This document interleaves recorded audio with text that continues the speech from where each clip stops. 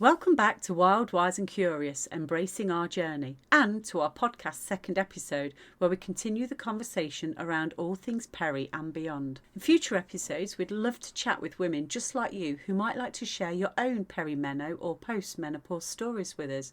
We really look forward to chatting with you. First of all, we'd really like to start off by saying thank you for all the words of encouragement we've received from you for our very first episode that we received last week.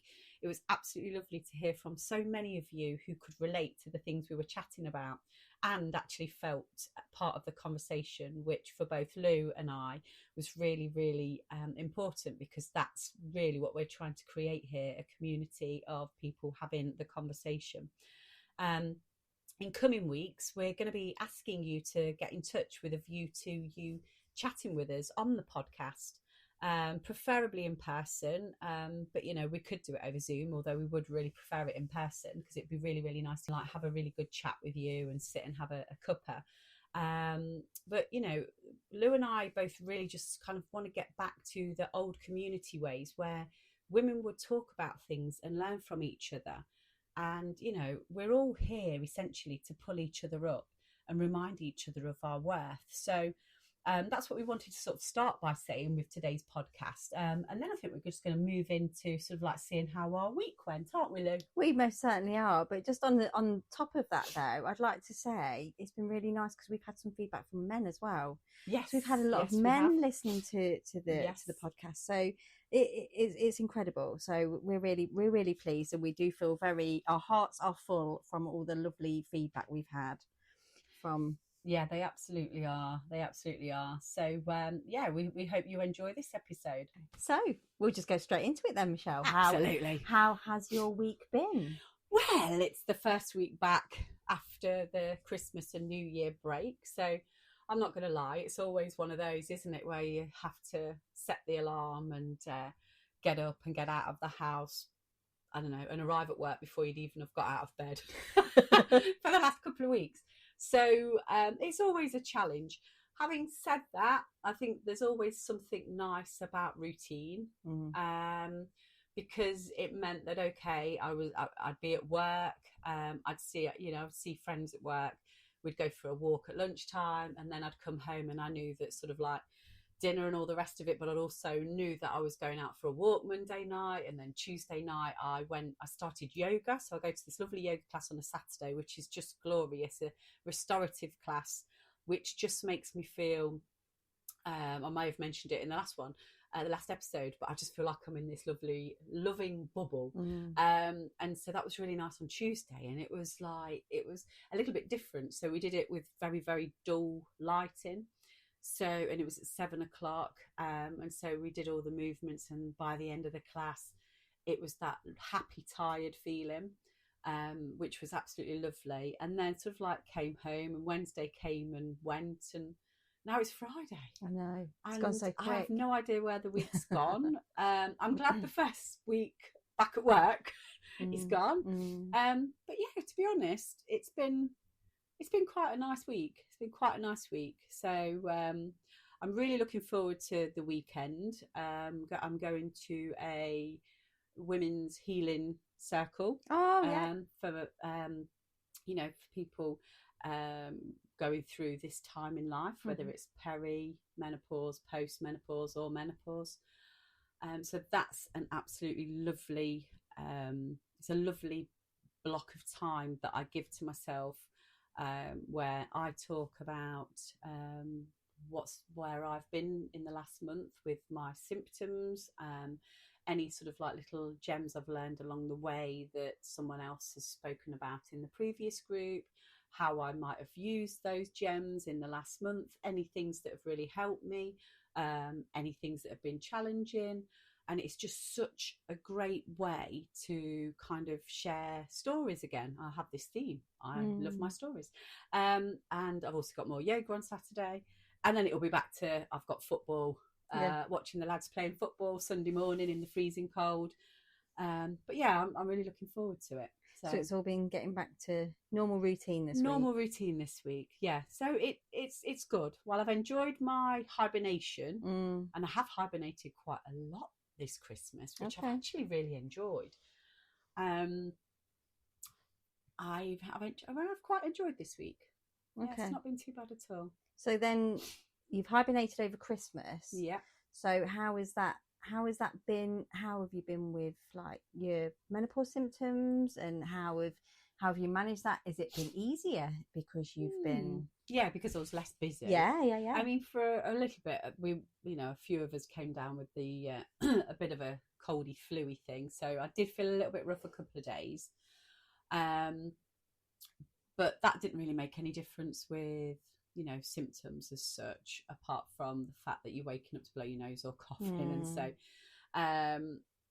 but I would say symptoms wise, I've had quite a good, there's always a thing for me, and it's not an expectation that anyone else puts on me. It's definitely an expectation I put on myself. And I'm sure that I'm definitely not the only one at Christmas, where I feel like I have to have everything a certain way and ready. And I know for one, and I know my husband won't mind me saying this, but he doesn't have those feelings. He's just like, oh yeah, Christmas is, it'll take care of itself. But I have these expectations of myself that I want things to be a certain way. This year I was a little bit more chilled out about it. Someone was talking about being ready early and then just enjoying the actual season and actually enjoy having the time off. So I did sort of let that expectation slide a little bit.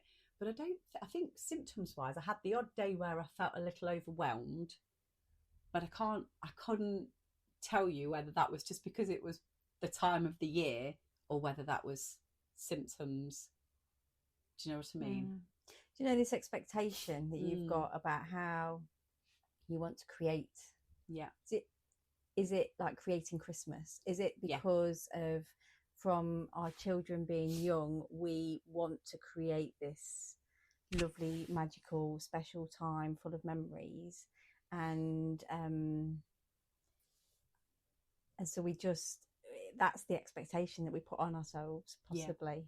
Yeah. It's definitely that. I know I was lucky, and I always had a magical Christmas as a kid, and I think from that I've put the same expectation on myself that my mum and dad put on themselves before, to make sure that my kids have that magical feeling. And it's not about having loads of presents. That's not the magic, is it?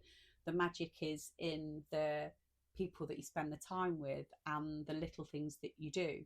So it's not about money. Yes, of course there are presents, of course there is, but it's not about that. It's about having time with the people that you love, and that time being lit up by, it sounds daft, but like having the Christmas tree and having that warm and cozy family time. So I really enjoy it.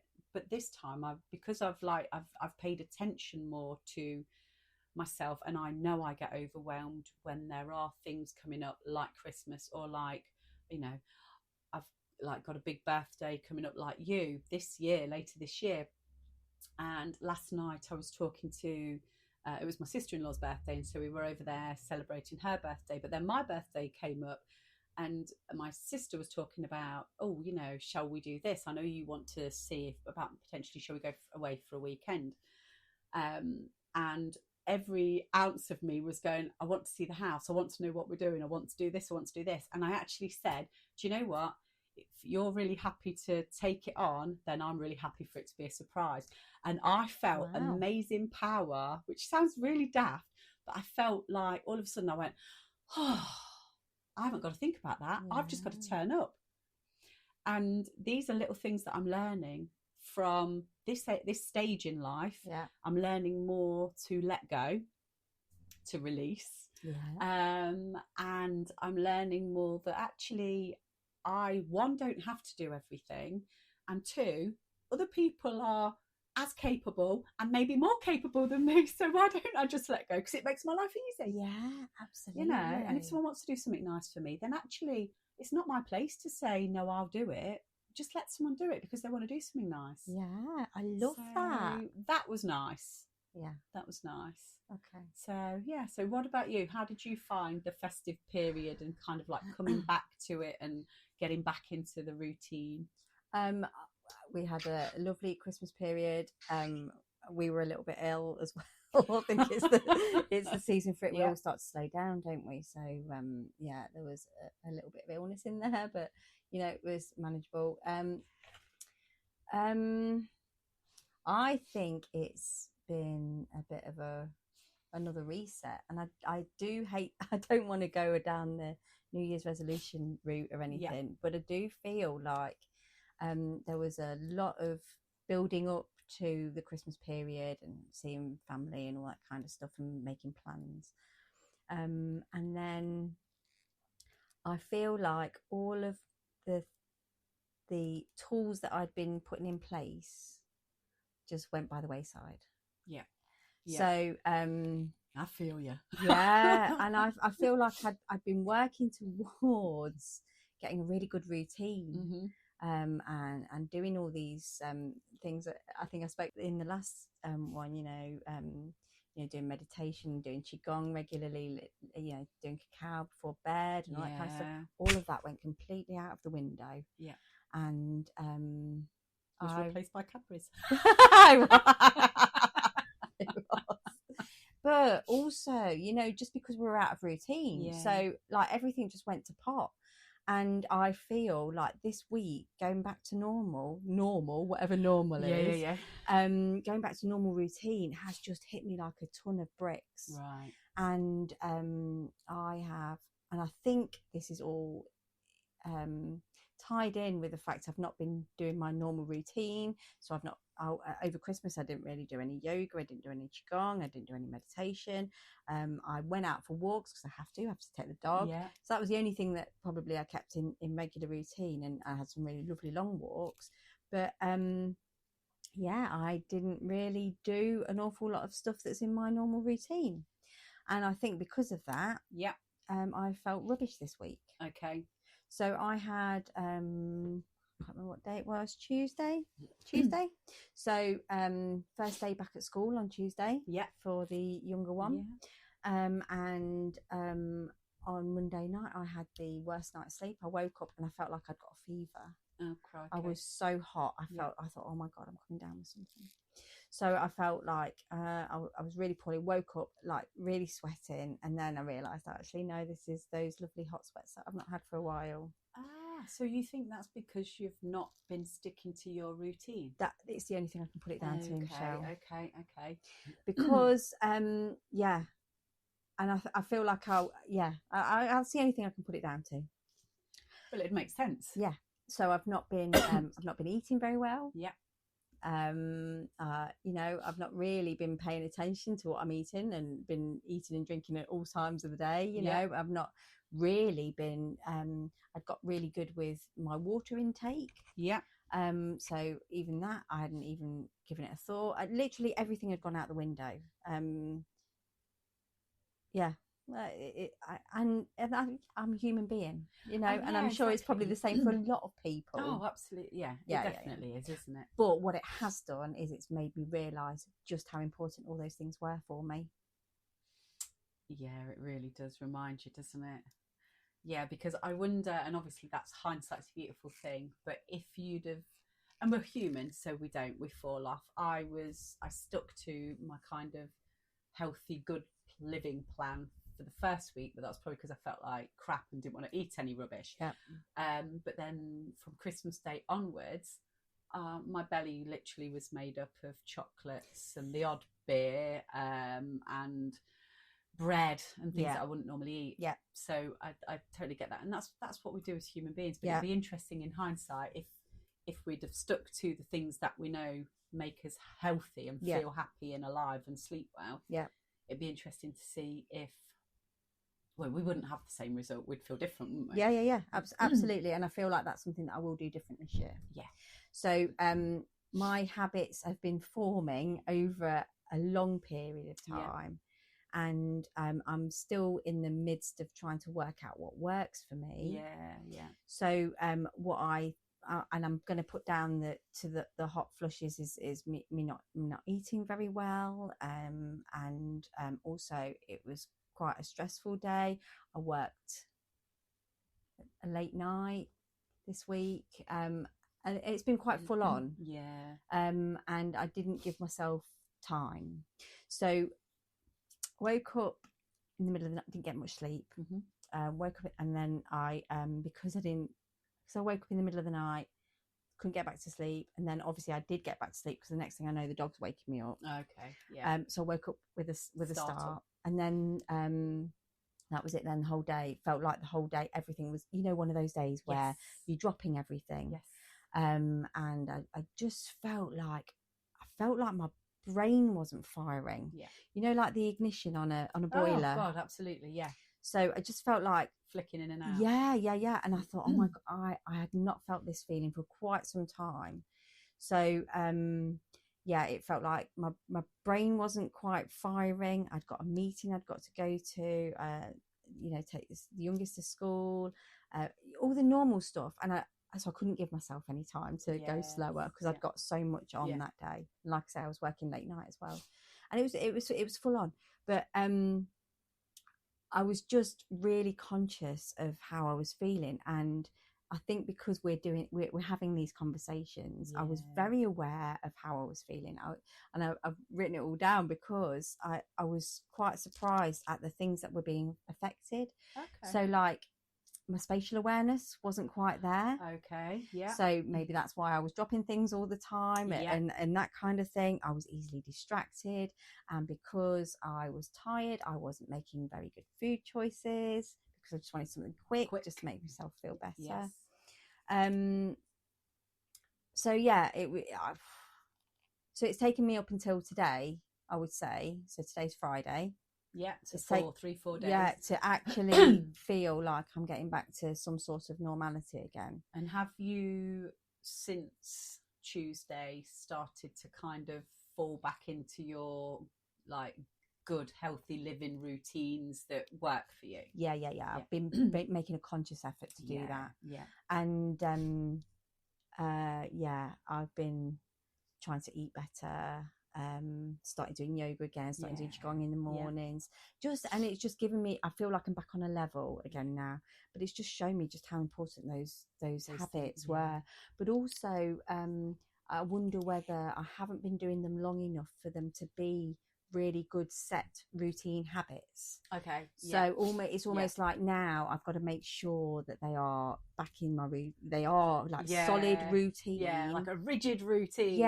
So that I am able, because one of the things that I did notice while I was feeling rubbish is that I fell back on my old routines.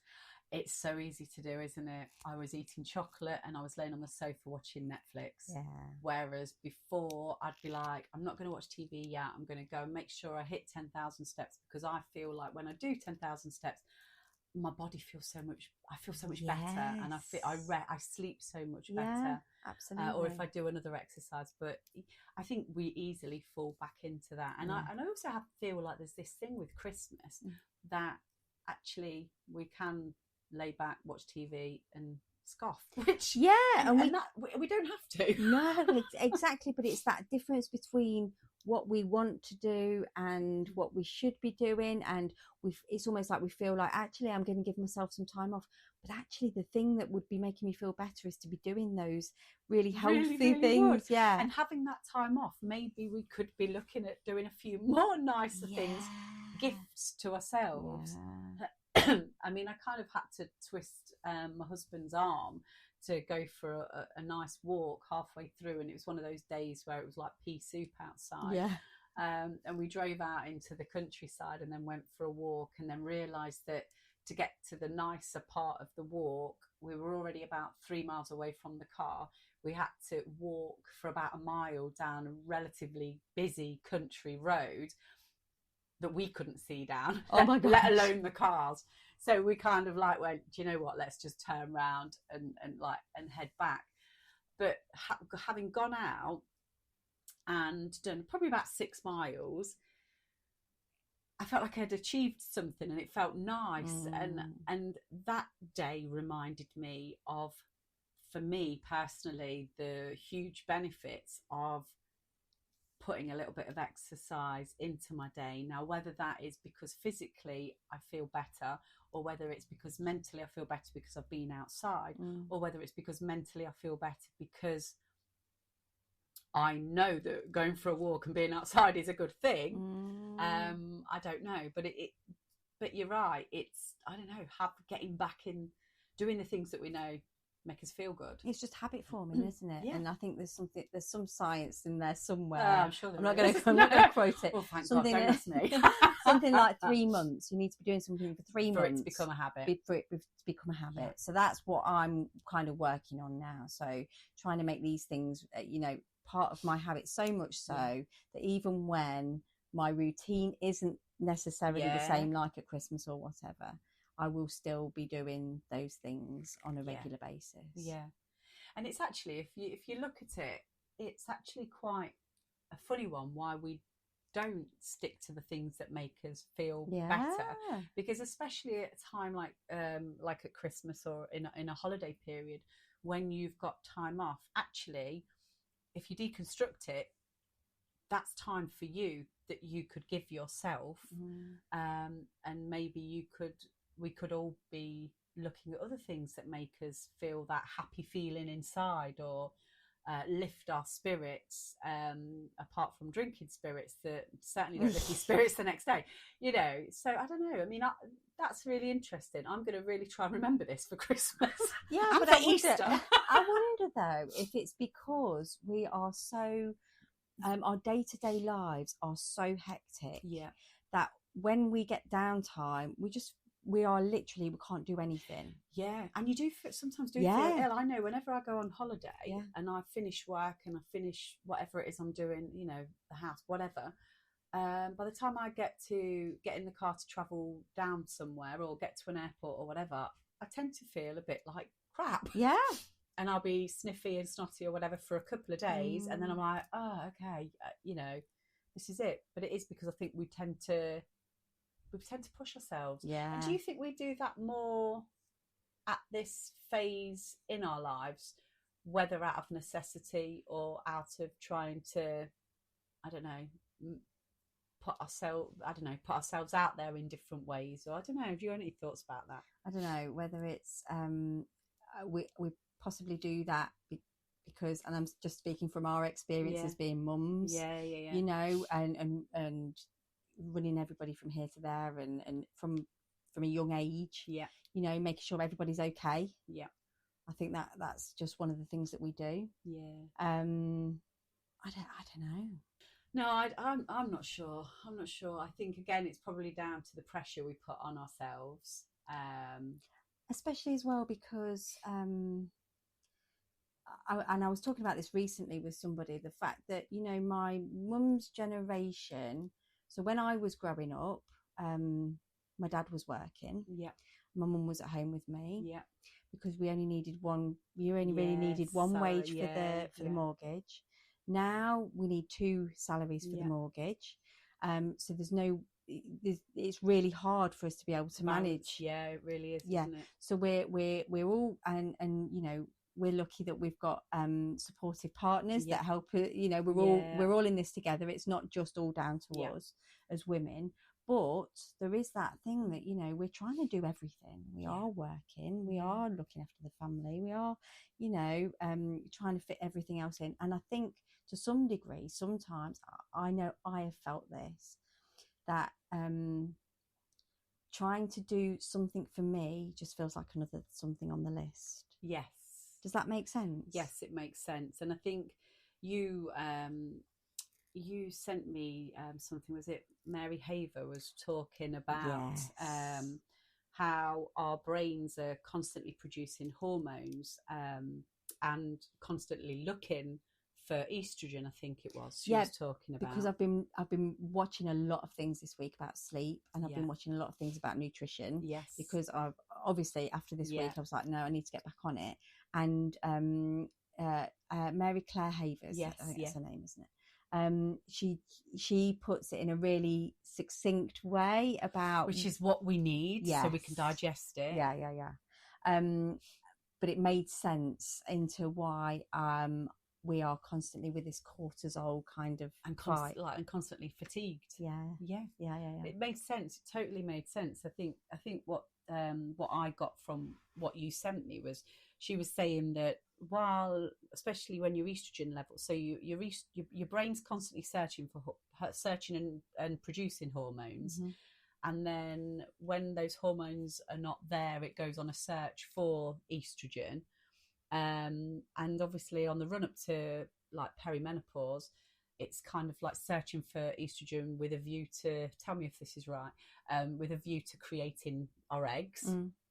But then obviously that, that process runs pretty smooth until perimenopause, and then the egg quality and the number of eggs gets lower, and then the brain has to work really hard to get the levels of hormones up, and that process only gets harder and harder and harder as our levels continue to decrease.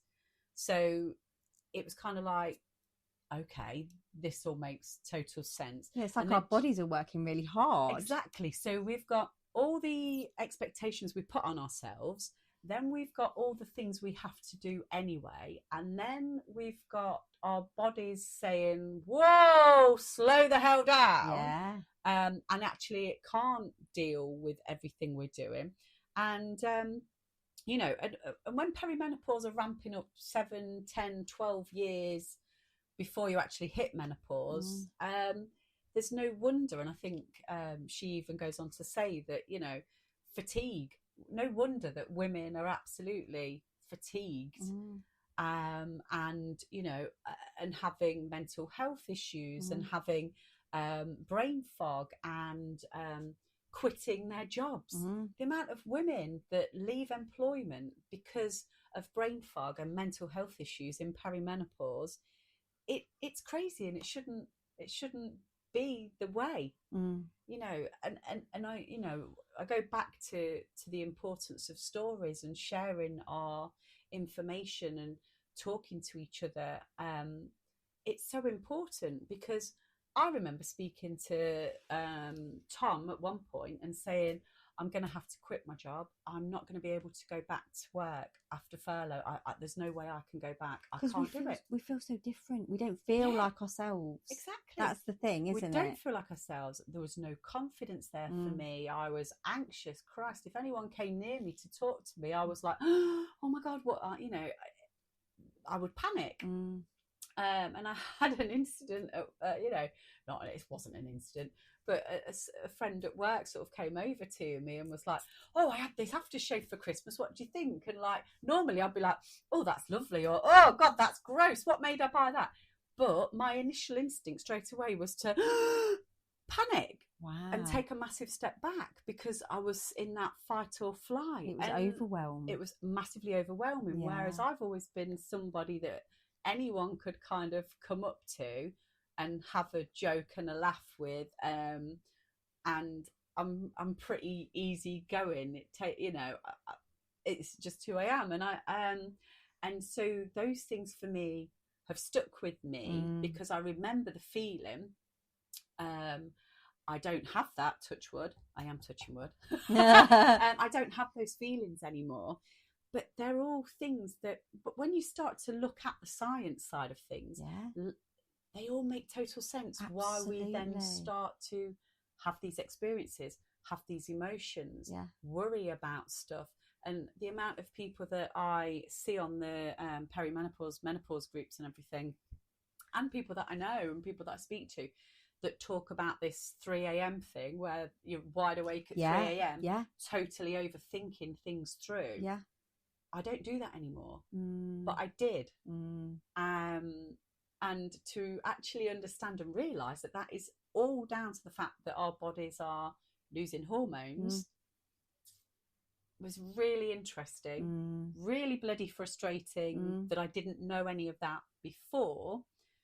But only, and we're similar here, only makes what we want to do here with the podcast, makes us want to do it more, is the fact to just share our stories. And I think there's a real strength in being vulnerable, and just laying it out there and seeing it how it is, because then it makes other people going through it feel less like, one, the sliding off the planet like I felt, and two, less alone, because I think when you know you're not the only one, and there's loads, and especially when you realise there's absolutely shed loads of people experiencing all these symptoms, you kind of go, oh, I get it. Yeah, absolutely. But also what I love about learning about the science behind it is it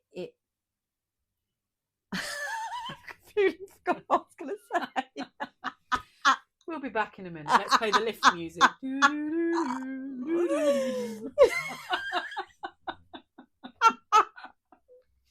What does the science say, Lou?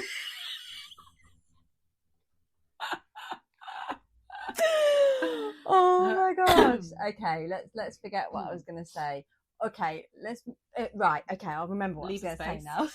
The 3 a.m. thing that you were talking about. Yeah. So that what Dr. Havers was saying made sense to me when I read that, when I heard that, because on Tuesday Monday night when I woke up and had that 3 a.m. thing, and my mind was going 10 to the dozen, picking up every little thing that I'd done during the day, thinking of how I could have redone it.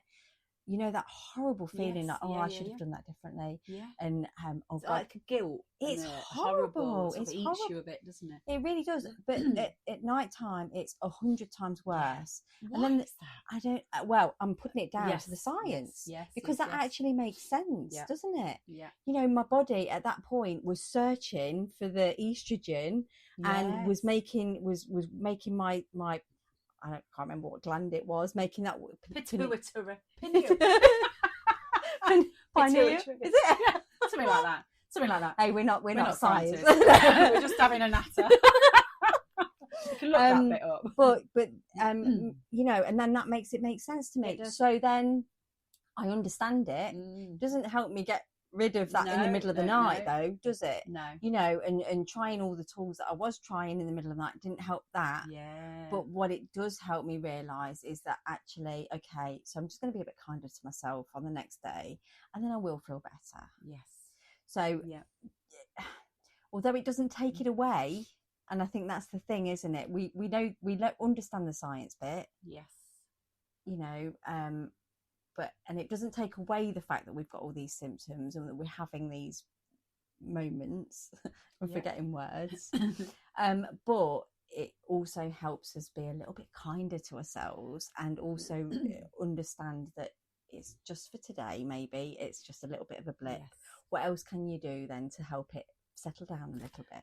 And that's what I feel like I've been doing that this week. Yeah, that's a really, really good point. And having that sensibility is probably not the right word, but having that awareness is probably a better word. Having an awareness of the ability to give yourself that little bit of time to be kinder to yourself, I think is something that is really important for us to do, because if you'd have then spun straight into the next day at 100 miles an hour like your Tuesday, and you hadn't gone, aha, this has happened, so how can I be kinder to myself tomorrow? Where can I find gaps that I can just be, or I can do my meditation, or I can go for a walk? Having that awareness that actually those things will help you feel better by the time you come to Friday. Yes. I think that's quite key. So that's quite interesting. I'm glad you said that, because I think sometimes we don't, especially if we're in a mindset where we're not thinking of ourselves, which I think as women, we often don't think about ourselves. I have become a lot more aware of thinking about myself, but I feel that journey has only really become apparent through going through this experience of perimenopause. I'm a lot more aware now of the things that I need and the things that I want. And so what you've just said there, that's really spoke to me, that being aware that if you have a bit of a crappy day or a crappy night's sleep, don't go in hard and expect shed loads from yourself the next day. Yeah. Take it easy on yourself as much as you possibly can. Yeah, absolutely. And be as open as you can be with those around you.